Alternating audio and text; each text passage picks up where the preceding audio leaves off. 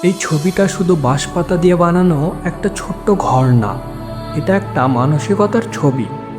গ্রামের এই শিশুরা খেলতে খেলতে বানিয়েছে নিজেরা একটা ঘর।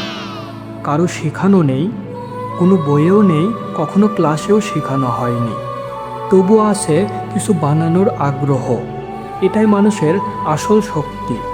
ছোট্ট বয়স থেকে মানুষ কিছু তৈরি করতে চায়, কৌতূহল নিয়ে প্রশ্ন করে, হাতে কলমে শেখে। সবাই পড়াশোনায় একরকম মনোযোগী হয় না, এটা কোনো অপরাধ না।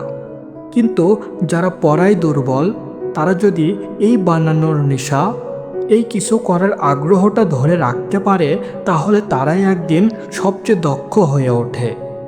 ডিগ্রি নয়, দক্ষতা মানুষকে দাঁড় করায়। নম্বর নয়, চেষ্টা মানুষকে এগিয়ে নেয়।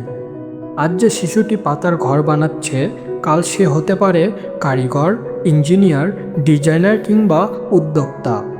যদি আমরা তাকে বলি, তুমি পারো, শেখো, বানাও, দক্ষ হও। স্বপ্ন বড় হোক বা ছোট, শুরুটা সবসময় এমনই সাধারণ হয়।